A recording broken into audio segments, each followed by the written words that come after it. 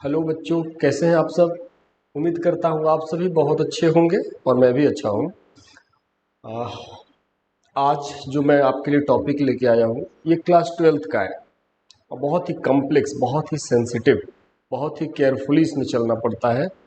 तो वो टॉपिक है इंटीग्रेशन। आइए आप देखिए, आज के इस वीडियो में हम लोग क्या क्या कवर करेंगे। पहले इस चीज़ को देखिए, इंटीग्रेशन होता क्या है ना, यूज़ क्या है इसका। जब हम इंटीग्रेशन करते हैं, इनडेफिनिट इंटीग्रेशन, तो एक कांस्टेंट हम बार बार जोड़ना पड़ता है। तो वो क्यों जोड़ते हैं? इंपॉर्टेंट फार्मूला, जितना भी इंपॉर्टेंट फार्मूला है वो हम आज के वीडियो में आपको बताएंगे। उसके बाद आर डी शर्मा का एक्सरसाइज 18.1, क्योंकि आर डी शर्मा का जो बुक है उसमें चैप्टर 18 इनडेफिनिट इंटीग्रेशन का है और उसी चैप्टर में हमें लगता है कि 18.1 से स्टार्ट करके 18.32 तक ये इंटीग्रेशन है। तो आज के वीडियो में सिर्फ 18.1 हो पाएगा, क्योंकि हमें इन सबको भी बारी बारी एक्सप्लेन करना है। लेकिन जैसे आज हम इंटीग्रेशन स्टार्ट कर रहे हैं तो ये इंट्रोडक्शन है, तो इन्हें बताना पड़ेगा, इसमें टाइम जाएगा प्लस ये। लेकिन आज के वीडियो के बाद वाला जो वीडियो आएगा उसमें आप देखेंगे कि 18.2, 3, 4 इस तरह से 3 या 4 एक्सरसाइज को इन ए सिंगल वीडियो हम कवर करेंगे। अब आप सिस्टमैटिक देखते चले जाइएगा, एक के बाद दूसरा, तीसरा, पार्ट 1, पार्ट 2, पार्ट 3, आप देखेंगे कि आपका पूरा आर डी शर्मा का जो इंटीग्रेशन है वो क्लियर हो गया। और सबसे बड़ी बात कि अगर आर डी शर्मा का इंटीग्रेशन आपका क्लियर हो गया ना, तो आप समझ लीजिए कि डेफिनेट इंटीग्रेशन में ये काफ़ी हेल्प करेगा आपको। एरिया बाउंडेड रीजन है वहाँ हेल्प करेगा, डिफरेंशियल इक्वेशन है वहाँ हेल्प करेगा। ये जो 3 चैप्टर का हम नाम बताए, यहाँ फुल्ली आपका आर डी शर्मा का एक्सरसाइज 18.1 से लेके 18.32 तक का जो एक्सरसाइज है ये पूरा काम आने वाला है। अगर ये बढ़िया हो जाए तो वहाँ जो अभी 3 चैप्टर का नाम बताया वो बहुत इजी हो जाएगा। आप इस बात को मान के चलिए, आप लोग पढ़ रहे होंगे तो आपको पता भी होगा कि हाँ भाई ये है। चलिए देखिए, हम स्टार्ट करते हैं। ओके, तो पहला हम जो टॉपिक लिखे थे उसमें था व्हाट इज इंटीग्रेशन। तो बोला जाए it is reverse process of differentiation. Differentiation का रिवर्स प्रोसेस है। अब बोले तो क्या सर, ठीक है, थोड़ा सा वेट कर लीजिए। और एंटी डेरिवेटिव भी बोलते हैं, है ना। एंटी डेरिवेटिव में डिफरेंशिएशन का जस्ट एंटी। तो आप एक कॉपी कलम लेकर के बैठे, इंपॉर्टेंट बातों को नोट करते चले जाएं, तब मजा आएगा, है ना। एंटी डेरिवेटिव भी बोलते हैं, ठीक है ना। आप रिवर्स प्रोसेस बोलिए या एंटी डेरिवेटिव, ये भी आप बोल सकते हैं, ठीक है। अब जैसे इस बात को हमको बताने के लिए कि कैसे एंटी डेरिवेटिव है, कुछ एग्जांपल देने होंगे। तो आप देखिए, जैसे मान लीजिए डिफरेंशिएशन ऑफ, फिलहाल हम उम्मीद करते हैं कि आपको डिफरेंशिएशन आता होगा। डिफरेंशिएशन बिल्कुल क्लियर होना चाहिए, तभी आप एंटी डेरिवेटिव कर पाएंगे ना। तो जितना भी डिफरेंशिएशन का फॉर्मूला होता है वो यहाँ पे यूज होगा। तो डिफरेंशिएशन, जैसे मान लीजिए आप साइन एक्स किए, रिजल्ट आया विथ रिस्पेक्ट टू एक्स, क्या आ गया, कॉस एक्स। इसका मतलब, एंटी डेरिवेटिव का मतलब हुआ कि डिफरेंस, आप जिस किसी फंक्शन को डिफरेंशिएशन करते हैं जो रिजल्ट आता है, तो रिजल्ट क्या आएगा भाई, कॉस एक्स। इसको अगर इंटीग्रेट करते हैं, अच्छा इंटीग्रेशन में थोड़ा सा आप ये समझिए कि इंटीग्रेशन जिस किसी फंक्शन को करना होता है पहले तो ये सिंबल दिया जाता है ना। और जिस किसी फंक्शन को इंटीग्रेट करना है इस बॉक्स के अंदर रखिए, और यहाँ dx लिखते हैं तो x के रिस्पेक्ट में आप इंटीग्रेट कर रहे हैं। तो जिस किसी फंक्शन को इंटीग्रेट करना हो उसे यहीं रखना पड़ेगा। तो मान लीजिए हम cos x को इंटीग्रेट करना चाहते हैं विथ रिस्पेक्ट टू x, तो ये आ जाएगा sin x। अब एंटी डेरिवेटिव आप समझ रहे हैं, sin x को डिफ्रेंशिएट किए cos x, तो cos x को इंटीग्रेट कर दिया वापस sin x। This is anti derivative. और थोड़ा आप वेट करेंगे प्लस सी वाली बात, ये जो जोड़ा जाता है जब हम इंडेफिनिट इंटीग्रेशन करते हैं तो एक कांस्टेंट जोड़ा जाता है, इसका चर्चा थोड़ी देर बाद, वेट करिए। अच्छा, फिर भी किसी भी फंक्शन को, जैसे आप मान लीजिए कि डिफरेंशिएशन ऑफ tan x ले लेते हैं, tan x with respect to x, tan x का sec स्क्वायर होता है तो इंटीग्रेट कर दीजिएगा sec स्क्वायर x को x के रिस्पेक्ट में, फिर वापस आ जाएगा tan x। तो ये तो आप अपने ब्रेन में सेट कर लीजिए, थोड़ी देर में बहुत सारे एग्जांपल्स हम लिखेंगे जहां आप क्लियरली देखेंगे कि रियली में अगर आपको डिफरेंशिएशन के सारे फार्मूले याद हैं तो ये श्योर मान लीजिए कि आपको इंटीग्रेशन के भी सारे फार्मूले याद हैं। चलिए, ये हुआ मेरा फर्स्ट रिवर्स प्रोसेस, ठीक है ना। अब है कि यूज ऑफ इंटीग्रेशन, इंटीग्रेशन का यूज क्या है। तो इसमें हम देखिए इंटीग्रेशन का यूज क्या है। जैसे आपके पास मान लीजिए कि डिस्टेंस दिया हुआ है,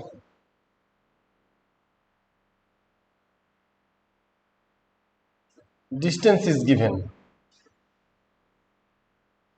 है ना, और डिस्टेंस से आपको वेलोसिटी चाहिए। तो डिस्टेंस जो भी डी होगा, अगर आप थोड़ा वेट करेंगे, है ना, डिस्टेंस को फिलहाल चलिए कुछ एक्स मान लेते हैं, फिलहाल हम, या चलो कैपिटल डी मान लेते हैं। तो अगर इस डिस्टेंस को टी के रेस्पेक्ट में डिफरेंशिएट करते हैं, डिस्टेंस को अगर आप टी के रेस्पेक्ट में डिफरेंशिएट करते हैं तो आपको वेलोसिटी मिल जाएगा। आप पढ़े होंगे एप्लीकेशन ऑफ डेरिवेटिव में। लेकिन अब जरा सोचा जाए कि वेलोसिटी दिया हुआ हो और हमें वापस डिस्टेंस चाहिए, तो बच्चे आप इस वेलोसिटी को इंटीग्रेट कर देंगे विथ रिस्पेक्ट टू टी, तो आपको वापस डिस्टेंस मिल जाएगा। सिमिलरली मान लीजिए आपके पास वेलोसिटी दिया हुआ है, 2t स्क्वायर माइनस 5t, इस तरह से कुछ मान लीजिए दिया हुआ इन टर्म्स ऑफ टी। अगर आप इस वेलोसिटी को डिफरेंशिएट करते हैं विथ रिस्पेक्ट टू टी, तो आपको पता है एक्सीलरेशन मिल जाता है। लेकिन एक्सीलरेशन जो भी आएगा, फिलहाल हम लोग यूज सीख रहे हैं ना, एक्सीलरेशन जो भी आएगा, अब कोई पूछे कि चलो एक्सीलरेशन दिया हुआ है वेलोसिटी वापस लाओ, तो इस एक्सीलरेशन को आप टी के रिस्पेक्ट में इंटीग्रेट कर दीजिएगा तो वापस वेलोसिटी मिल जाएगा। तो आप देख रहे एंटी डेरिवेटिव है ना, डिफरेंशिएशन करने पे जो रिजल्ट मिलता है उसको इंटीग्रेट करने पे वापस मिल जाता। चलो, एक तो ये पहला तो ये यूज हुआ। अच्छा, अब एरिया कुछ जो ज्योमेट्रिकल फिगर, जैसे मान लीजिए जिसको हम लोग अभी तक क्लास 11 तक ऐसा कोई फार्मूला, जैसे मान लीजिए y is equal to F x कोई फंक्शन है, मान लीजिए ये है साइन एक्स, है ना, साइन एक्स का आप एक ग्राफ खींचो। अभी आपको हम ग्राफ खींचना या एरिया फाइंड करना नहीं बता रहे हैं, अभी हम लोग लिटिल सीख रहे हैं कि यूज कहाँ होता है, क्योंकि इस एरिया बाउंडेड पे कंप्लीट एक चैप्टर दिया हुआ है, वहां हम लोग देख लेंगे, इससे अच्छी तरह से पता चल जाएगा हम लोगों के इंटीग्रेशन का क्या यूज है। लेकिन फिलहाल मेरे को इंट्रोड्यूस कराना है कि इंटीग्रेशन का क्या बढ़िया यूज है। आप इसको मान लीजिए ये यहाँ जो x पे रिस्ट्रिक्शन लगा देगा कि पाई से 0, है ना, 0 से पाई के बीच में। तो देखिए यहाँ आप 1 लिख दो, यहाँ आप -1 लिख दो, ये y एक्सिस है, x एक्सिस आप देखते जाइए। तो इसका ग्राफ कुछ इस तरह से होता है, ऐसे ऐसे, ठीक है। मेरे को ये 0 डिग्री है, ये π/2 है, और यहाँ पे क्या है, पाई है, ठीक है ना। तो 0 से पाई, अगर हम एरिया चाहते हैं इस रीजन का एरिया चाहिए, तो 11th तक ऐसा कोई फॉर्मूला या कोई टूल्स या मैथमेटिकल कोई प्रोसेस नहीं है कि इस तरह के एरिया, इस तरह के शेडेड रीजन के एरिया को फाइंड कर सके। अब देखिए यहाँ पे इंटीग्रेशन का एंट्री होता है और इसका एरिया वो बता देता है। तो ये जो शेडेड रीजन है इसका एरिया बच्चे इंटीग्रेशन से देखिए कैसे हम पता कर लेते हैं, या यहीं पे देखिए ऐसे, तो इसका एरिया होगा इंटीग्रेशन ऑफ किसका, देखिए ये ग्राफ किसका है, तो साइन एक्स का, तो साइन एक्स को यहां रख दीजिए विथ रिस्पेक्ट टू एक्स, ठीक है। अब एक्स के रिस्पेक्ट में ये है, इसके बाद 0 से लेके पाई तक इसको इंटीग्रेट कहां से कहां कर देंगे, 0 से लेके पाई तक इसको इंटीग्रेट कर देंगे। देखिए ये डिफरेंट इंटीग्रेशन भी आप सीखेंगे, मेरा यहाँ टारगेट ये नहीं कि डिफरेंट इंटीग्रेशन सिखाना, बट आप अगर आप इसको इंटीग्रेट कर देते हैं 0 से पाई बच्चे, तो आपको ये एरिया एकदम मिल जाएगा, ठीक है। एक हम आपको बताना चाहेंगे, जैसे आप एक और फंक्शन ले लीजिए y is equal to F X या is equal to X, Y is equal to X. चलिए y is equal to x का ग्राफ आप सभी जानते हैं ऐसे होता है, this is y is equal to x का ग्राफ है ना, ठीक है, x है y है। तो मान लीजिए कि ये 0 है, ये 1 है, ये 2 है।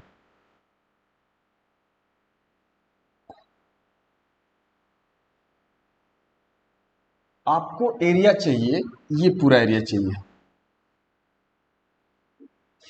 तो इस पॉइंट का कोऑर्डिनेट x और y बराबर है, तो x अगर 2 है तो y भी 2 होगा, y भी 2 होगा। तो अगर हम इसका एरिया पता करें अपना ज्योमेट्री से, तो 1/2 जो एरिया ऑफ ट्रायंगल होगा 1/2 इंटू बेस, बेस आपका ये है 2 इंटू हाइट भी है 2, तो एरिया कितना आएगा 2 स्क्वायर यूनिट। एकदम सिंपल सा एग्जांपल हमने लिया जिससे आपको ये लगे कि हाँ भाई इंटीग्रेशन का बहुत ही अच्छा यूज होता है। अब अगर इसी को इंटीग्रेशन से एरिया पता करें, तो एरिया किस, देखिए area is equal to integration से किसका, ये ग्राफ किसका है y is equal to x का, तो x को यहाँ रख दीजिए और इसको dx, और ये ग्राफ कहाँ से कहाँ तक है, तो 0 से लेके 2 तक का हमको चाहिए, मतलब ये ग्राफ चाहिए ना, तो 0 से 2, 0 से 2 मतलब क्या होता है कि जो कर्व है 100 और x एक्सिस 100 इसके बीच का एरिया, ये कर्व जो है 100 और x एक्सिस है 100 इसके बीच का एरिया हमको पता चलना। तो बच्चे ये क्या हो जाएगा, अगर इंटीग्रेशन आपको नहीं भी पता है तो आज तो हम लोग सीख ही लेंगे, लेकिन फिलहाल आपको हम बता रहे हैं जो मेरे को आता है, हम आपको बता रहे हैं, आप इसको सीखिए कि 2 आता है कि नहीं। तो ये देखिए एक्स स्क्वायर बाई 2, इसका इंटीग्रेशन एक्स स्क्वायर बाई 2 होगा और प्लस सी होगा, ठीक है। लेकिन डेफिनेट इंटीग्रेशन में हम लोग सी को नहीं जोड़ते, वो भी हम आपको बताएंगे। अब ये कहाँ से कहाँ है बच्चे, 0 से 2, तो पहले अपर लिमिट को पुट कर दिया, 1/2 कांस्टेंट है, बाहर कर लीजिए, यहाँ से बचा एक्स स्क्वायर, कहाँ से कहाँ 0 से 2, आप देखेंगे 1/2। अब देखिए ये पहले अपर लिमिट पुट किया जाता है 2 का स्क्वायर, फिर अपर लिमिट का square minus lower limit, x के जगह पहले अपर लिमिट पुट किया जाता है, तो जैसे 2 पुट करेंगे 2 स्क्वायर माइनस फिर लोअर लिमिट पुट किया जाता है ना। खैर ये सेपरेट चैप्टर है, अभी आप घबराएंगे नहीं। अब आपने देखा कि जो एक ऐसा कर्व लिए जिसको ज्योमेट्री से भी काफी आसानी, जो हम लोग अलजेब्रिक जो भी सीखे 1/2 बेस इंटू हाइट मेंसुरेशन में, उस वाले फॉर्मूला से 2 आया। अब इंटीग्रेशन का जो प्रोसेस होता है, ठीक है आपको हो सकता है नहीं आता है, आने वाले समय में आप सीखेंगे, ये तो मेरा इंटीग्रेशन का इंट्रो वीडियो है। तो यहाँ भी आप देख रहे हैं कि 2 ही स्क्वायर यूनिट आ रहा है, इसका मतलब बच्चे इंटीग्रेशन किसी भी तरह का कर्व, ये तो चलो यहाँ तो आप 1/2 बेस इंटू हाइट लगा दे, यहाँ आप कोई फार्मूला नहीं लगा सकते, तो ऐसे ऐसे बहुत सारे कर्व होंगे जिसका एरिया, जैसे मान लीजिए आपको ये दे दिया, ये सर्किल है, ये सर्किल है ना, आपको मान लीजिए कि ये एरिया पता करने बोल दिया, ये छोटा सा पार्ट, ये वाला एरिया, इसके लिए आपको कोई ज्योमेट्री नहीं है, आपको इसका इंटीग्रेशन का हेल्प लेना पड़ेगा, है ना। तो चलिए ठीक है, तो ये हम लोग देख लिए क्या कि इंटीग्रेशन यूज कहाँ हो रहा है। चलो ठीक है, और भी एप्लीकेशन है उसमें से ये कुछ इंपॉर्टेंट थे, बहुत इंपॉर्टेंट है ये। अच्छा, इसके बाद हम ये सीखेंगे कि किसी भी फंक्शन को जब इंटीग्रेट करते हैं, डेफिनिट नहीं इनडेफिनिट, तो उसमें हम लोग एक पर्टिकुलर कांस्टेंट क्यों जोड़ते हैं, क्यों जोड़ा जाता है एक पर्टिकुलर कांस्टेंट। देखिए, जैसे जैसा कि हम लोगों ने सीखा कि डिफरेंशिएशन और इंटीग्रेशन एक दूसरे का रिवर्स प्रोसेस है। तो जैसे बच्चे मान लीजिए कि y इज इक्वल टू, अभी आपने देखा साइन एक्स प्लस यहाँ पे मान लीजिए कि 7 है, ठीक है। जब अब इसको आप दोनों तरफ डिफ्रेंशिएट करेंगे तो dy by d x is equal to sine x का कॉस एक्स होता है डिफ्रेंशिएशन, और कांस्टेंट का 0 होता है, मतलब डिफ्रेंशिएशन कितना होगा, कॉस एक्स। तो साइन एक्स प्लस 7, अगर यहाँ पे 70 भी होता ना तो कांस्टेंट का डिफरेंशिएशन 0, या 170 भी होता तो कांस्टेंट का डिफरेंशिएशन 0, और ये रिजल्ट cos x ही आता। तो बच्चे इसका मतलब ये हुआ, अगर डिफरेंशिएशन ऑफ इंटीग्रेशन एक दूसरे का एंटी डेरिवेटिव है, तो हम cos x को अगर इंटीग्रेट करें तो वापस sin x प्लस इतना आना चाहिए। अगर एंटी डेरिवेटिव प्रोसेस होता है तो इसका इंटीग्रेशन से वापस ही आ जाना चाहिए। हाँ ठीक है, तो देखते हैं। अब हम इंटीग्रेट करते हैं किसको, cos x को, किसके रिस्पेक्ट में, x के रिस्पेक्ट में। तो cos x का हो जाता है sin x। अरे भाई, ये तो सिर्फ sin x आया, 170 तो आया नहीं। क्यों नहीं आया, क्योंकि आप जब डिफ्रेंशिएशन करते हैं ना कांस्टेंट का तो 0 आ जाता है, वो गायब हो जाता है। अब यहाँ कोई भी कांस्टेंट रहे, हमें पता नहीं, कुछ भी हो, 70 हो या 170 हो या कोई भी कांस्टेंट हो, वो 0 हो ही जाएगा। तो बच्चे, इस कांस्टेंट को अलाइव रखने के लिए कि कोई तो कांस्टेंट रहा होगा, तो हम लोग के जोड़ दिया जाता है। ठीक है ना, हम उम्मीद करते हैं आप समझ गए होंगे। ठीक है, अब हम लोग चलते हैं कुछ इंपॉर्टेंट फॉर्मूला के तरफ। क्यों जोड़ा जाता है आप समझ गए। फॉर्मूला, तो फॉर्मूला को 3 कैटेगरी में हम बांटेंगे, एक एल्जेब्रिक, एक ट्रिग्नोमेट्रिक, और एक है इन्वर्स ट्रिग्नोमेट्रिक फंक्शन। तो इसमें अप्रोक्स 6 टोटल अप्रोक्स 18 फार्मूला हम आपको बताएंगे, और इसी 18 में पूरा इंटीग्रेशन आपका दौड़ता रहेगा, इसको बढ़िया से सीखेंगे। हाँ, मैं यहाँ चाहूँगा कि पहले हम डिफरेंशिएशन को फार्मूला इस तरफ और इंटीग्रेशन का कोरिस्पॉन्डिंग एक तरफ, ताकि आपको लगे कि एंटी डेरिवेटिव हो रहा है, और डिफरेंशिएशन अगर याद है तो कैसे इंटीग्रेशन भी आपको याद है। चलिए देखते हैं। जैसे मान लीजिए डिफरेंशिएशन का जो फार्मूला होता है फर्स्ट एल्जेब्रिक, है ना, यहाँ पे हम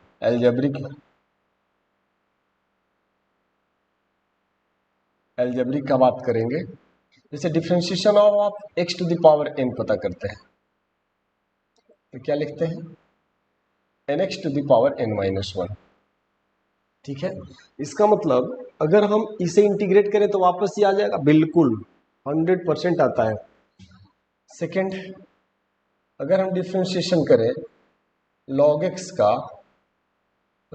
का x के रिस्पेक्ट में, तो log x का 1/x आता है, तो 1/x को इंटीग्रेट करेंगे तो log x आ जाएगा, बिल्कुल एकदम, यही तो याद रखना, यही याद रखना। थर्ड, अगर हम differentiation of a to the power x का करते हैं तो ये क्या आएगा, a to the power x log of a base e होता है। ठीक है, उसके बाद अगर हम फोर्थ देखें तो differentiation of e to the power x का, तो यहाँ पे देखिए a क्या है, कांस्टेंट है, कोई भी कांस्टेंट होगा, e भी क्या है, कांस्टेंट है। तो इसी तरह से लिखा जाता है e to the power x log e। देखिए a to the power x है तो log a, e to the power x तो log e, लेकिन बेस यहाँ भी क्या होगा, e, तो log of e base e, ये 1 होता है बच्चे, तो इस तरह से इसका आंसर e हो जाएगा, है ना, e इंटू 1 मतलब e हो जाएगा। क्लियर है। अच्छा, फिर मान लीजिए कि फिफ्थ है डिफरेंशिएशन ऑफ कांस्टेंट, कोई भी कांस्टेंट टर्म है with respect to x, constant का डिफरेंशिएशन 0 हो जाता है। इसके बाद अगर हम बात करें ए टू द पावर एक्स, एक डिफ्रेंशिएशन ऑफ कोई एफेक्ट्स है, कोई भी फंक्शन है और इनटू एक कांस्टेंट है यहाँ, इस पूरे को आपको डिफ्रेंशिएट करना एक्स के रेस्पेक्ट में, तो क्या करते हैं कांस्टेंट जो है ना उसको बाहर ले लेते हैं और डिफ्रेंशिएशन ऑफ जो भी फंक्शन दिया हो उसको आप डिफ्रेंशिएट कर ले विथ रिस्पेक्ट टू एक्स, है ना। जैसे कांस्टेंट इनटू साइन एक्स, तो कांस्टेंट बाहर आएगा, differentiation of sine x by d x, इस तरह से होता है, ठीक है। अब जरा सा देखिए इंटीग्रेशन के केस में, जैसे integration of x to the power N आपको जाना है, तो x to the power N plus one by N plus one plus C, मतलब जो पावर है ना एन उसको एक बढ़ा दीजिए और जो आता है पावर उस पूरे पावर को नीचे ले आना है ना, और कांस्टेंट जोड़ देना है। अभी जस्ट पहले सीखे थे कि कांस्टेंट क्यों जोड़ा जाता है। अच्छा, इस प्रोसेस से आप देखेंगे कि अगर जैसे differentiation of x to the power N आपका ये आ गया, तो इसका इंटीग्रेशन वापस x to the power N आना चाहिए। चलिए इस प्रोसेस को लगाते हैं, जैसे integration of N X to the power N minus one D X, N constant है बाहर आ गया, x to the power N minus one D X N, अब इंटीग्रेशन यहाँ पे देखिए क्या होता है भाई, जो भी पावर है एक बढ़ा देते हैं, तो यहाँ जो भी पावर है प्लस वन करेंगे, x to the power N minus one plus one, यहाँ भी n minus one plus one, है ना। सॉरी, अब ये सिंबल हट जाएगा इतना, चलो प्लस सी। अब देखेंगे कि ये जो कट जाएगा ये कट जाएगा, तो आप क्या देख रहे हैं, और ये बच क्या गया, n into x to the power n by n, ये n n भी कैंसिल हो गया, x to the power n और प्लस सी, सी तो समझ रहे हैं ना एलिमिनेट हो जाता है, तो आप देख रहे हैं कि वापस x to the power n आ रहा है, सब में होता है। तो ये तो बात को आप अपने ब्रेन में एकदम सेट कर लीजिए कि डिफरेंस, किसी भी फंक्शन को डिफरेंशिएट करने पे जो आ रहा है उसको इंटीग्रेट करिएगा, वापस वो फंक्शन आ जाएगा। तो यहाँ पे देखिए, अब अगर यहाँ पे इंटीग्रेट करने दे दिया जाए, log x का यहाँ बाई पार्ट से होगा, log x का यहाँ हम लोग बाई पार्ट में सीखेंगे। यहाँ देखिए one by x D x, one by x का क्या हो जाएगा बच्चे, log x plus c base में e।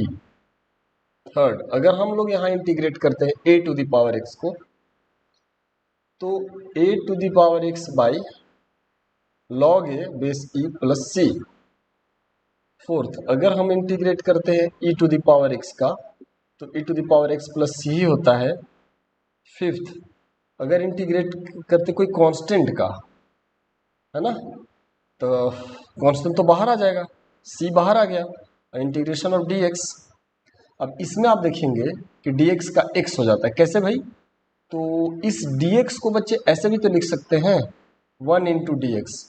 अब देखिए दिस कांस्टेंट, या यहाँ पे देखिए constant integration of x to the power zero d x, constant तो ये है ही, कांस्टेंट तो ये है ही बाहर, और इस dx को one into D x, one को X to the power zero, और X to the power zero जब उसको फर्दर आगे ले जाएंगे तो देखिए पावर एक बढ़ाएंगे, जीरो प्लस वन, तो constant into x to the power zero plus one, यहाँ भी जीरो प्लस वन और प्लस सी, तो क्या हुआ c x plus a constant c. अच्छा, इस कांस्टेंट को कुछ के मान लेते हैं, के मान लेते हैं, के मान लेते हैं, क्योंकि ये तो सी रहेगा, क्योंकि ये के और सी में अंतर आ जाए, ये के जो क्वेश्चन का हिस्सा है और ये सी जो हम लोग इंटीग्रेट करने में ऐड कर रहे हैं, ठीक है ना। और यहाँ भी अगर मान लीजिए कि कोई इंटीग्रेशन है, जैसे मान लीजिए कोई कांस्टेंट है, कांस्टेंट को के ही लिख रहे हैं, इनटू एफ एक्स कोई फंक्शन, इसको इंटीग्रेट करना है, तो आप यहाँ भी क्या करेंगे, कांस्टेंट को बाहर ले लेंगे और integration of F x D X. तो ये कुछ रहा एल्जेब्रिक लॉगरिथमिक एक्सपोनेंशियल, ये है ना, अरे सॉरी ये तो 5 के बाद ये 6 है, तो इसे आप सीख ले, है ना, ये एकदम याद रखना पड़ेगा। और ये 6 हुआ, 6 ट्रिग्नोमेट्रिक होगा और 6 इन्वर्स होगा, टोटल 18 फार्मूले हो जाएंगे। आप देखेंगे कि किसी भी फंक्शन को इंटीग्रेट कर रहे हैं ना, तो फाइनली आपको यहाँ पहुँचना पड़ेगा इस जगह पे, और तब ये आंसर, मतलब ये जो 18 फार्मूला जो लिखेंगे उसी में किसी न किसी बार बार कभी आएगा कभी आएगा कभी आएगा कभी, ये सब आता रहेगा और इंटीग्रेशन फाइनल लिखना हो पड़ेगा। चलिए ठीक है। अच्छा,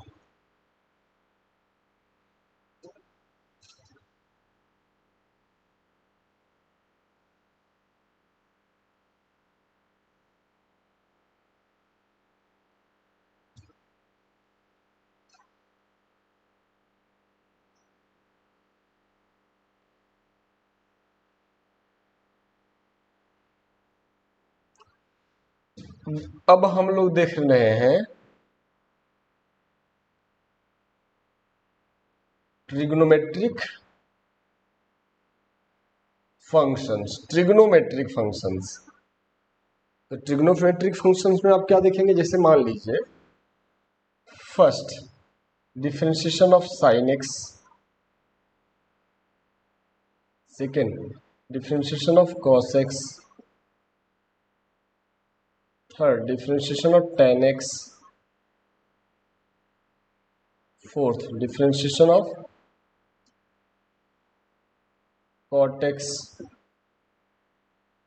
differentiation of sec x with respect to x, differentiation of cosec x with respect to x, sin x का डिफरेंशिएशन cos x का जिसमें सी लगा हुआ है, जैसे सी cos है ना, निगेटिव लगा दीजिए। यहाँ cot c से शुरू हो रहा है, निगेटिव लगा दीजिए। cos x c से शुरू हो रहा है।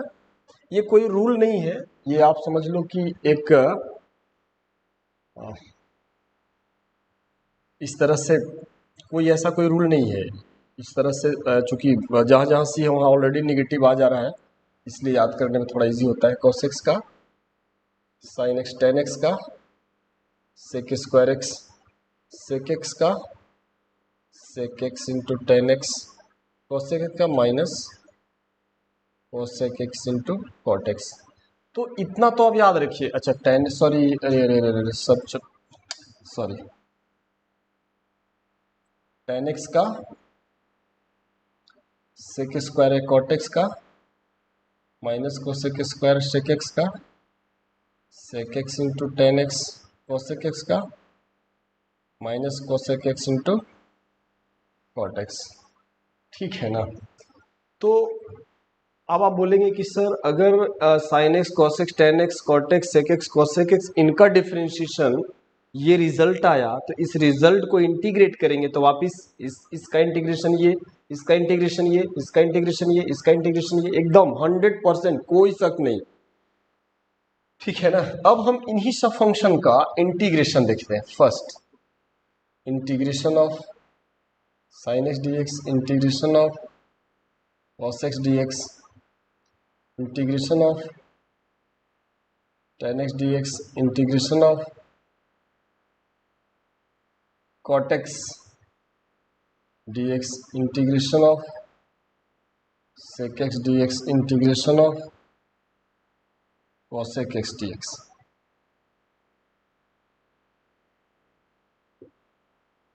अब आप बच्चे यहां पे जरा सीखिए, है ना। देखिए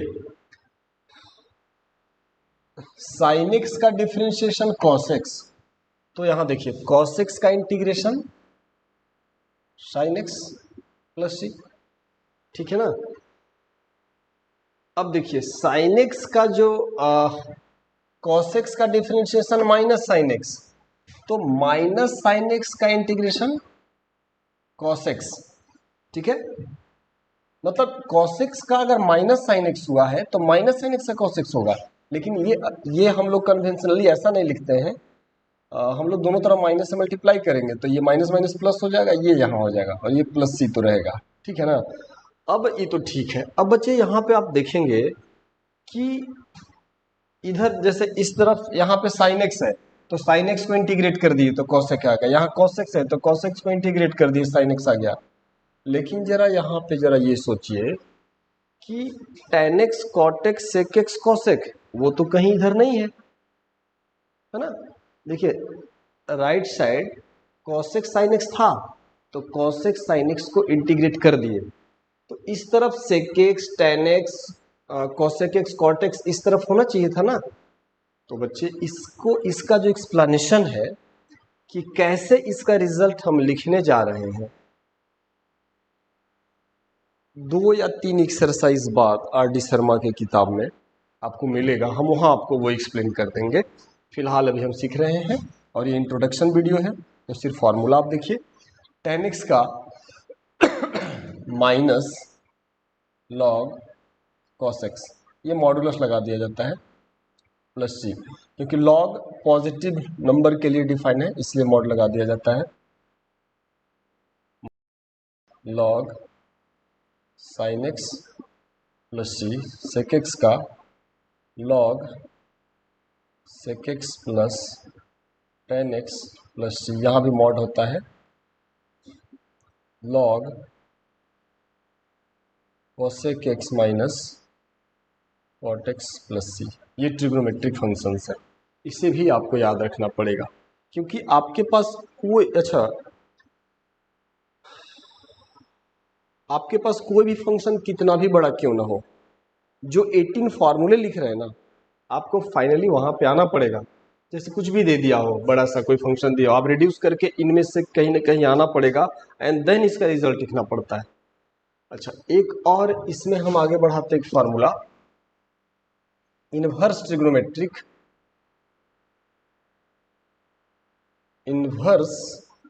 ट्रिग्नोमेट्रिक फंक्शन, इसको देख लीजिए, ये भी बहुत काम का होगा। इनवर्स ट्रिग्नोमेट्रिक फंक्शन, जैसे first sine inverse x, differentiate करिएगा साइन इनवर्स एक्स का, तो क्या आएगा 1/√1 माइनस एक्स स्क्वायर। सेकेंड, अगर यहाँ कॉस इनवर्स एक्स होता है, सब कुछ यही रहेगा, -1/√1 माइनस एक्स स्क्वायर। थर्ड होगा differentiation of tan inverse x with respect to X, 1/1 plus X square. Fourth होगा differentiation of cot inverse x with respect to X, -1/1 plus X square, ये आपको याद रखना पड़ेगा। और ये फिफ्थ है differentiation of sec inverse X D X, तो 1/x into x square minus 1। और लास्ट में differentiation of cosec inverse x with respect to x, ये -1/x √x स्क्वायर माइनस 1। ये तो फिर से आपके मन में ये सवाल आएगा कि ठीक है सर, अब sine inverse cos inverse tan inverse इसको आप डिफ्रेंशिएट किए तो ये रिजल्ट आया, तो इनको इंटीग्रेट करेंगे तो वापस ये आ जाएगा। हाँ, बिल्कुल आ जाएगा। जैसे आप देख ऐसा लिख सकते हैं, first differentiation of 1/√1 minus X square, sorry 1 integrate कर रहे हैं 1/√1 minus X square D x, क्या होगा साइन इनवर्स एक्स प्लस सी। सेकेंड आप ले लेंगे 1/√1 माइनस एक्स स्क्वायर, सिर्फ यहाँ नेगेटिव रहेगा, तो minus cos inverse X plus C. फिर आप ऐसे ले लेंगे 1/1 plus X square D X, तो आप यहाँ लिखेंगे tan इनवर्स एक्स प्लस सी। Fourth integration -1/1 plus X square D X, तो आप क्या लिखेंगे cot inverse X plus C. और ये फिफ्थ है integration 1/x into √x square minus 1 D X, तो इसको आप लिखेंगे sec inverse X plus C. And finally -1/x into √x square minus 1, तो आप इसको लिखेंगे minus cosec inverse X plus C. ये फॉर्मूला तो याद रखना पड़ेगा, ठीक है। तो ये रहा कुछ इंपॉर्टेंट फॉर्मूले।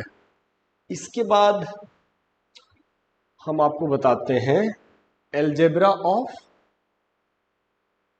इंटीग्रेशन। एलजेब्रा ऑफ इंटीग्रेशन आप इसे नोट कर लिया करेंगे, याद भी कर लेंगे, ठीक है। तो एलजेब्रा ऑफ इंटीग्रेशन बहुत काम का है, बहुत ही काम का है। आप इसे देखिए, यहां हम algebra of integration, algebra of integration. Algebra of integration means जैसे मान लीजिए y is equal to u plus v plus डब्ल्यू दिया हुआ है, तो दोनों तरफ इंटीग्रेट करते हैं x के रिस्पेक्ट में, तो इंटीग्रेशन y dx है ना, यहाँ क्या होगा integration u dx plus integration v dx plus integration w dx। इस तरह से आप सेपरेटली अलग अलग इंटीग्रेट कर सकते हैं। सेकेंड मान लीजिए कि y is equal to u minus v minus डब्ल्यू, ऐसा कुछ है, या मान लीजिए दो ही फंक्शन है, इसका मतलब है integrating with respect to x, तो y dx integration u dx minus integration v dx, ठीक है। तो प्लस माइनस में एकदम सेपरेटली आप ऐसे कर सकते हैं। थर्ड जो है, मान लीजिए कि y is equal to u into v है, तो डिफ्रेंशिएशन में आप क्या देखते थे कि u प्लस भी होता था, अलग अलग कर लेते थे, y is equal to u minus v होता था, y is equal to u into v होता था, y is equal to u by v होता था। तो यहाँ u बाई भी का इंटीग्रेशन में कोई फॉर्मूला नहीं है, ठीक है ना। तो u इंटू भी का भी है, लेकिन ये भी एक स्पेशल, ये दोनों तो इंटीग्रेशन में होता ही है जो हमने लिख दिया 1 और 2। थर्ड जो u इंटू भी है ये बहुत ही स्पेशल है, और इस मेथड को बोलते हैं integration by part. Integration by, oh by तो हमने लिख दिया है,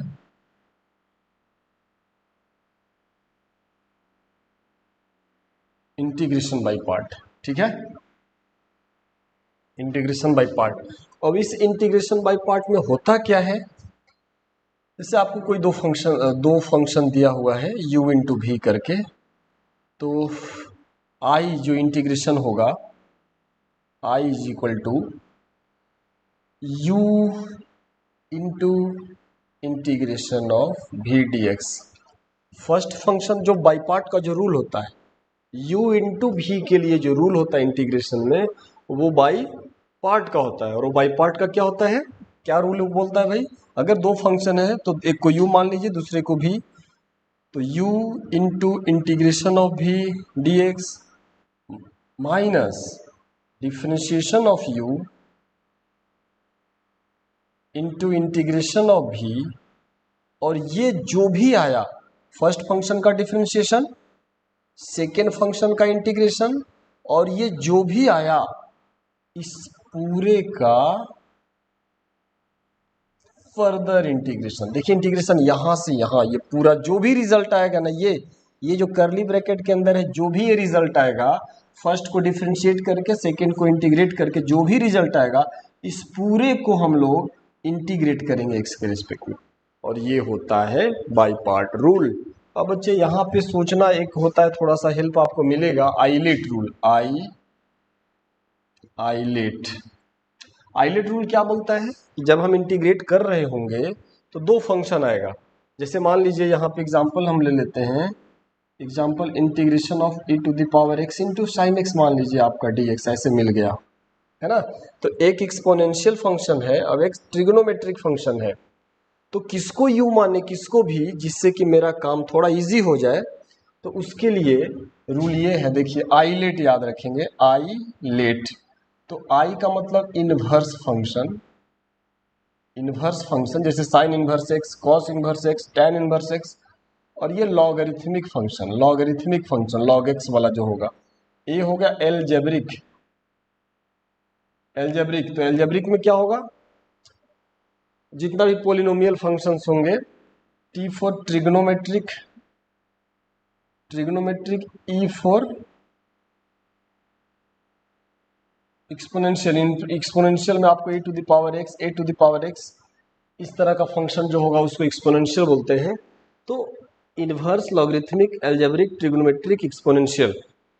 तो यहाँ देखेंगे कि आपके पास दो फंक्शन, एक एक्सपोनेंशियल है दूसरा ट्रिग्नोमेट्रिक है। आप यहाँ से देखें पहले कौन आता है, एक्सपोनेंशियल या ट्रिग्नोमेट्रिक, तो पहले ट्रिग्नोमेट्री आता है तब एल्जेब्रिक। तो पहले जो आया वो u रहेगा, पहले जो आया u, तो पहले इसको आप ले लेंगे u, इसको ले लेंगे v, और तब बच्चे यहाँ पे u और v, तब हम इसी को ऐसे लिख देंगे integration of sine x into e to the power x D x, u into v अब ऐसे कर लेंगे।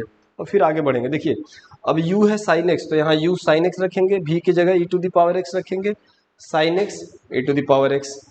अब ये प्रोसेस चलेगा। अभी मेरा ये टॉपिक नहीं है, जब बाई पार्ट वाले चैप्टर में आएंगे वहां ये करवाएंगे। ठीक है, ये हुआ अलजेब्रा। अब सबसे बड़ी बात है कि इसमें डिवीजन का कोई रूल नहीं होता है। तो अभी जो हम सॉल्व करने जा रहे हैं आर.डी. शर्मा का 18.1 एक्सरसाइज, उसमें आप देखेंगे कि आपके पास कुछ भी क्वेश्चन क्यों ना हो, आपको इंटीग्रेशन डिफरेंशिएशन के कंपैरिजन टफ इसलिए है कि जैसे आपके पास u बाई यू इंटू भी आया तो एकदम स्पेशल रूल है, पर्टिकुलर इस तरह का फंक्शन रहा तभी u इंटू भी, अदरवाइज u प्लस भी u माइनस भी तो हमेशा एकदम उसके लिए कोई टेंशन। लेकिन प्रोडक्ट रूल भी एक पर्टिकुलर केस में ही यूज हो पाता है ना। और इसके साथ साथ आप जो डिवीजन वाला रूल आ जाएगा, जैसे u बाई भी, तो इंटीग्रेशन में वैसा कुछ नहीं है। तो डिवीजन वाला होगा तो उसको भी कहीं ना कहीं आप एडिशन सब्ट्रैक्शन या बाई पार्ट किसी न किसी में आपको उसको ट्रांसफॉर्म करके सेट करना पड़ेगा और तब जाके उसका होगा। तो यहाँ पे थोड़ा सा डिवीजन वाला को ट्रांसफॉर्म करना पड़ता है और शायद इस वजह से थोड़ा सा टफ हो जाता है। और हम फिर से बोलेंगे, जिन बच्चों का ट्रिग्नोमेट्री बढ़िया है, हम लेक्चर के शुरू में बोले थे, अभी भी बोल रहे हैं कि जिन बच्चों का ट्रिग्नोमेट्री काफ़ी बढ़िया है उनका क्लास 12 का मैथ्स काफ़ी सही होता है, काफ़ी सही होता है, बहुत यूज़ है, मल्टी यूज़ है ट्रिगो का। चलिए हम अब आपको आर.डी. शर्मा का एक्सरसाइज 18.1 के कुछ सवाल बताते हैं। ये बात आपके ब्रेन में एकदम हमेशा होना चाहिए कि जितना फार्मूला बताया गया है, आप देखेंगे कि जितना भी एग्जाम्पल हम लेने जा रहे हैं फाइनली उस फार्मूले तक पहुंचना होगा। जो फार्मूला 18 फार्मूला जो हम लोग याद करेंगे, किसी भी फंक्शन को आप इंटीग्रेट करिए, आप ट्रांसफॉर्म करके उस फार्मूले तक पहुंचेंगे और तब उसको जो रिजल्ट है वो लिख देंगे।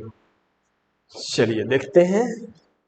पहले ये रहा मेरे पास आर.डी. शर्मा का बुक और हाँ एक्सरसाइज 18.1। तो कुछ इसमें टोटल छः क्वेश्चंस हैं, छः ही है ना, हाँ 6 ही है। तो इसमें से कुछ हम हाँ क्वेश्चन नंबर 1 में 7-8 है, तो इस तरह से हम कुछ इंपॉर्टेंट क्वेश्चन इसमें से ले लेते हैं और फिर बारी बारी से सॉल्व करते हैं। जैसे देखिए फर्स्ट क्वेश्चन हम लेते हैं, जैसे मान लीजिए दिया हुआ है बहुत ही basic x to the power 4 dx। Second लेते हैं इंटीग्रेशन ऑफ 1 बाई नहीं ये तो इजी हो जाएगा, integration of 1 by x square है और इसका क्यूब रूट है dx। ये थर्ड आपका है integration of 3 to the power 2 log of x base 3 dx। और ये फोर्थ क्वेश्चन है integration log of x base x dx, ऐसा है। और ये फिफ्थ क्वेश्चन है इंटीग्रेशन ऑफ रूट के अंदर 1 माइनस cos 2x बाई 2 है dx। और ये सिक्स्थ क्वेश्चन है integration of a to the power x into b to the power x dx। और ये सेवेंथ क्वेश्चन है integration of 2 cos square x minus cos 2x divided by cos square x dx। और इसके बाद 8 एक और question ले लेते हैं,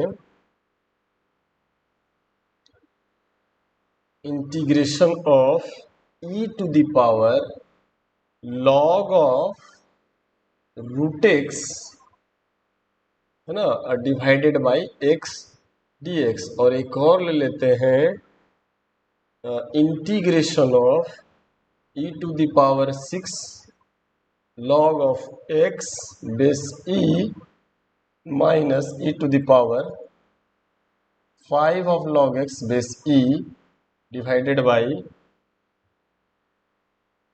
e to the power 4 log x base minus e to the power 3 log of x base e dx,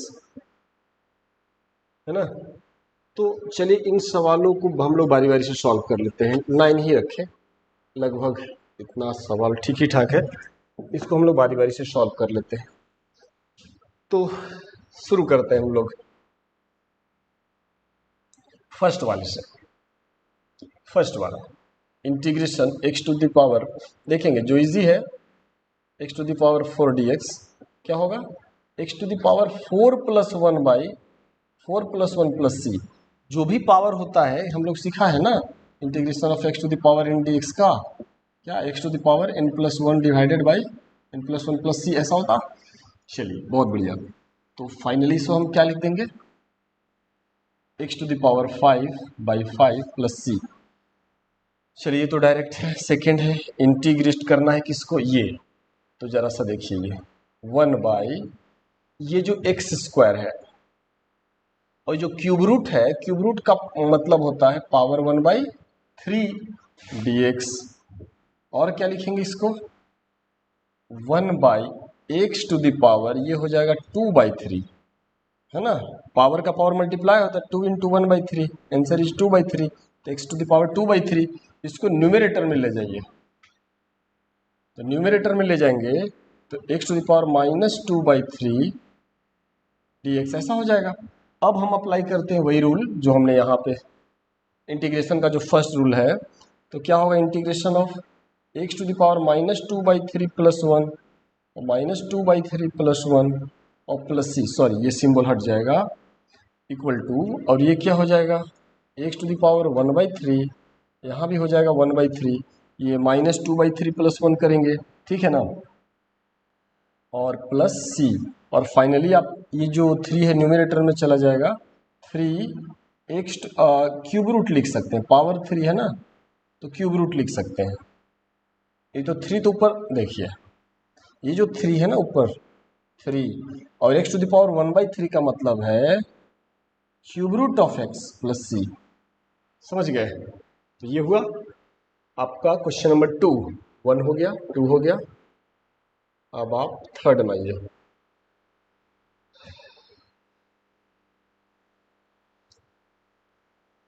देखिए question कुछ भी दे दे, कुछ भी दे दे, अब आपको फाइनली जो हम लोग सीखे हुए हैं वहां जाना पड़ेगा, जो हमारा फॉर्मूला 18 सीखे हैं वहां पे आपको जाना पड़ेगा। तो एक फॉर्मूला आपको लॉग का सीखना होगा, जैसे देखिए e to the power log of x. अब e टू द पावर है ना, बेस भी e ही होना चाहिए। e टू द पावर आप ये लिख रहे हैं तो बेस भी, इससे कोई जरूर नहीं देना, तो इसका रिजल्ट x ही होता है, समझ गए। e to the power log of x base e, e मतलब सेम सेम होना चाहिए। अगर मान लीजिए यहाँ होता 2 टू द पावर उतना, यहाँ 2, फिर भी x ही होता है ना, बेस सेम ही होना चाहिए, ठीक है। अगर ऐसा रहे, मान लीजिए e to the power log of root x रहता और यहाँ पे e ही रहता, तो ये रूट एक्स ही आ जाएगा। अच्छा, एक और होता log m to the power n हो तो n लॉग m होता, मतलब ये जो पावर है पहले आ जाता है। तो अगर हम यहाँ से ये रूल है भाई, ये 1 है ना, ये हम मान लीजिए 2 है ना, तो ये जो m to the power n है ना, तो n पहले आ जाता है, n लॉग m, इससे आप याद रखेंगे। अब देखिए यहाँ पे हम अप्लाई करने जा रहे हैं, किसी एक सवाल को बढ़िया समझिए। इससे अगर हम इससे समझते हैं ना थर्ड को, तो थर्ड वाले के हेल्प से अपना 8 और 9 बहुत आसान हो जाएगा। तो थर्ड वाले को बढ़िया समझिए, एक तरह से थर्ड 8 9 में काफी सिमिलरिटीज हैं। तो चलिए थर्ड को हम ले लेते हैं। तो इंटीग्रेशन है 3 टू द पावर 2 लॉग ऑफ x बेस 3 dx। इसको कैसे लिख सकते हैं, इंटीग्रेशन, देखिए 3 to the power log of x square base 3। हम देखिए ये जो पावर है, ये जो पहले है, चलिए ऐसा भी हम लिख सकते हैं, यहाँ हम n लिख दिए और ये पावर हम यहाँ m लिख दिए। जो पावर जो पहले है n, वो जिसका लॉग है उसके सिर पे आ जाएगा, आ गया वैसा। तो यहाँ भी 2 था, ये एक्स स्क्वायर हो सकता है। फाइनली ये dx हो गया तो ये क्या हो जाएगा finally x square D x, है ना। यहाँ रूट एक्स है तो रूट एक्स हो जाता है जो भी है, तो यहाँ एक्स स्क्वायर है तो एक्स स्क्वायर आ गया। और फिर इसका तो सभी लोग जानते हैं ना, एक्स क्यू बाई 3 प्लस सी। चलिए ये हो गया। अब हम देखते हैं फोर्थ वाले को। फोर्थ वाले में integration log of x base x D x, integration of 1 D x, क्योंकि लॉग में एक और फॉर्मूला होता है, log of x base x, मतलब लॉग ऑफ जो बेस भी वही 1 हो जाता है ये। तो 1 तो डी एक्स का एक्स प्लस सी, 1 को आप ऐसे भी लिख सकते हैं integration of x to the power 0 d x. अब एक्स टू द पावर 0 को फिर क्या लिखेंगे, x to the power sorry integration हट जाएगा, 0 प्लस 1 बाई 0 प्लस 1 प्लस सी, तो मतलब क्या हुआ एक्स प्लस सी, जो हमने यहाँ लिख दिया था। चलिए ठीक है, ऐसा हो गया फोर्थ। अब आते हैं 5 में। क्वेश्चन नंबर 5 में आप देखेंगे कि हाँ हम लेक्चर के शुरू में ट्रिग्नोमेट्री का जिक्र किए थे। देखिए ट्रिग्नोमेट्री यहाँ अब ये है, आप अब तक क्या देखें कि जितना भी सवाल बना रहे हैं वो 18 फार्मूला के पास जाके रुक रहा है, वहां से डायरेक्ट फार्मूला यूज हो रहा है, इसको भी वहां ले जाना पड़ेगा। देखिए इंटीग्रेशन ऑफ रूट है 1 माइनस कॉस 2x बाई 2 है, ठीक है, dx। तो एक फार्मूला आता है 1 माइनस कॉस 2x का 2 cos square x, 1 minus cos 2x का 2 कॉस स्क्वायर एक्स। तो ट्रिग्नोमेट्री तो होना ही पड़ेगा, तो रूट के अंदर 2 cos square x by 2 dx, आप क्या देख रहे हैं इंटीग्रेशन 2 कैंसिल हो जाएगा, ये cos x dx बच जाएगा, और cos x का sin x प्लस सी, है ना। हालांकि मॉडुलस हो जाएगा, तो चूंकि यहाँ कोई क्वाड्रेंट मेंशन नहीं किया गया है इसलिए हम फर्स्ट क्वाड्रेंट मान के चलते हैं, ठीक है। इसके बाद जो 6th नंबर है वो integration of a to the power x b to the power x dx है। मतलब क्या होगा integration ab to the power x dx आप लिख सकते हैं। और आपको पता है कि integration of a to the power x का dx का क्या होता है, a to the power x by log a plus सी। तो यहां a हमारा ये पूरा हो जाएगा, तो क्या लिखेंगे a to the power x, ab to the power x by log of ab plus C, वही फॉर्मूला यूज हो गया। फोर्थ, अब आ जाइए, सॉरी 6th हो गया, अब 7th में आइए। आप वीडियो को पॉज करके स्लो करके फास्ट करके आप देख सकते हैं। मेरा प्रयास है कि टाइम जितना कम हो, वीडियो का लेंथ जितना छोटा हो, इसलिए हम थोड़ा फास्टली इसे सॉल्व कर रहे हैं। और मेरा ये मन में हमारा अभी चलते रहता है कि हम जितना स्लो या फास्ट चलें आपके ब्रेन में सेट होना चाहिए, सबसे पहला टारगेट ये है। तो देखिए 7th क्या बोलता है, integration 2 cos square x minus cos of 2x by cos square x dx। इसमें भी आप देखेंगे कि जितना भी बड़ा हो, इसका डायरेक्ट कोई फार्मूला नहीं, लेकिन इसको ट्रांसफॉर्म करके ऐसा एक फार्मूला लाना पड़ेगा जिसका हम लोग इंटीग्रेशन डायरेक्ट जानते हैं, तो वही 18 फार्मूला से कहीं ना कहीं आएगा। तो इसको ट्रांसफॉर्म करना ही इसलिए इंटीग्रेशन टफ है कि आप अब इसको ट्रांसफॉर्म करिए, बस इस बात को बढ़िया से नोट कर लीजिए। कुछ भी दिया फंक्शन, इसको ट्रांसफॉर्म करके आपको वहां ले जाना पड़ेगा जहां आप 18 फार्मूला जानते हैं, इस बात को एकदम याद रखें। तो एक फार्मूला होता है यहाँ पर, ये फार्मूला बहुत, cos 2x क्या होता है बच्चे, 2 cos स्क्वायर एक्स माइनस 1, ये एक फार्मूला होता है। cos 2x का 2 cos स्क्वायर एक्स माइनस 1 एक फार्मूला होता है। तो अगर हम इस फार्मूले को यहाँ पे पुट करते हैं integration 2 cos square x minus, और इस cos 2x को क्या पुट कर दें 2 cos square x minus 1 by cos। अच्छा आपको अगर फार्मूला याद है तो आपको दिख जाएगा कि अच्छा ये तो cos square 2 cos square x है, और इसे जब हम एक्सपेंड करेंगे, इसका फार्मूला जब लिखेंगे तो आएगा, तो ये और ये दोनों कैंसिल हो जा रहा है ना। तो ये अगर आपको फार्मूला याद है तो नेक्स्ट स्टेप दिखेगा, और फार्मूला याद नहीं है तो फिर आगे नहीं दिखेगा, फिर आप एक छोटे से सवाल में भी फंस जाएंगे। इसलिए फार्मूला याद है तो बहुत इजी हो जाएगा इंटीग्रेशन, उतना टफ नहीं है जितना आपके ब्रेन में चल रहा होगा। और चलते मेरे साथ चलते चलिए एक एक करके एक्सरसाइज। देखिए ये कैंसिल हो गया, ये माइनस माइनस प्लस 1/cos² बचेगा, ये इंटीग्रेशन 1/cos² dx। और देखिए 1/cos² क्या होता है, sec²x। देखिए ये वहां पहुंच गया, 18 फार्मूले में से किसी न किसी का तो ये है। तो tan x का डिफरेंशिएशन sec²x, तो sec² का differentiation tan x plus c। This is your answer of question number 7। अब आ जाइए 8 के पास।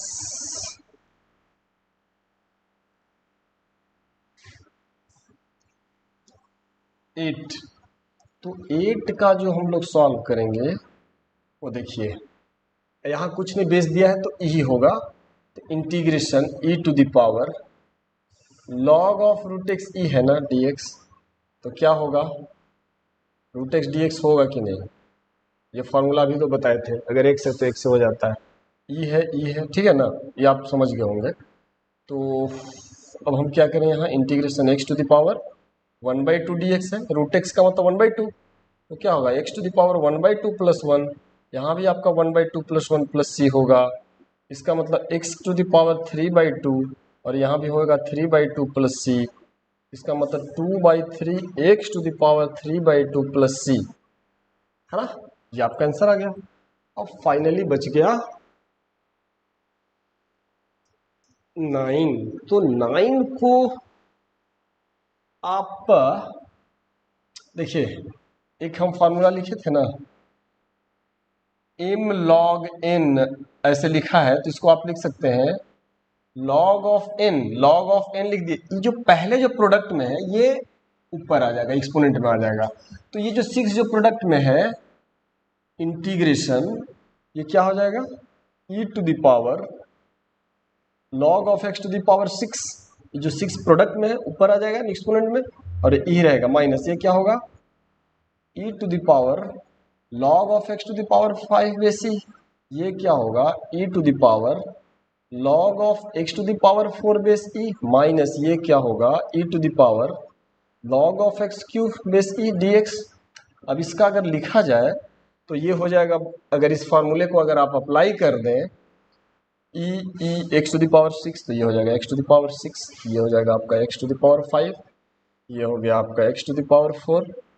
इस फार्मूले को अप्लाई करके अगर यहाँ बच्चे, यहाँ e है, यहाँ भी e है, बेस e है, तो log e x है तो x हो जाएगा, यहाँ x टू द पावर 6 है तो x टू द पावर 6 हो जाएगा, ठीक है। 4 है, यहाँ x टू द पावर 3, ये हो गया dx। अब क्या लिखेंगे, यहाँ x टू द पावर 5, यहाँ भी 5 कॉमन ले सकते हैं, x टू द पावर 5 बच जाएगा x माइनस 1, डिनोमिनेटर में x to the power 3 common है, x to the power 3 common लेंगे, यहाँ भी x माइनस 1 बच जाएगा, ये कैंसिल हो गया। अब इंटीग्रेट देखिए x टू द पावर 5 है, 3 है, x to the power 2 dx हो जाएगा। अब ये हो जाएगा x cube by 3 plus c, ठीक है ना। ये आपका सारा सवाल हो गया। तो देखिए एक्सरसाइज 1 में 18.1 में यही सब सवाल था। तो हम पूरी तरह, हमारा लेक्चर RD शर्मा का एक्सरसाइज वाइज होगा। तो आज हम लोग some basic concept introduction in integration, साथ ही साथ इसके जो बेसिक कॉन्सेप्ट थे, सी क्यों जोड़ा जाता है, इंटीग्रेशन है क्या, कहाँ यूज़ होता है, अलजेब्रा ऑफ इंटीग्रेशन, ये सारा कुछ हम लोग सीख लिए। तो ठीक है, वेट करिए, नेक्स्ट वीडियो आगे वाले एक्सरसाइज के लिए होंगे। तो हम उम्मीद करते हैं कि ये जो मेरा वीडियो है आपको पसंद आया होगा। अगर पसंद आया तो आप अपने दोस्तों में इसे शेयर करिए, जिससे कि ये चैनल थोड़ा ग्रो सके और हम और एनर्जी से अपना काम कर सकें। लाइक करिए, सब्सक्राइब करिए, अपने दोस्तों में शेयर करिए और बेल आइकन जरूर दबाइए, ताकि जैसे ही नया वीडियो कोई अपलोड हम करते हैं आप तक वो पहुंच जाए। चलिए, आपका बहुत बहुत धन्यवाद। Okay, thank you.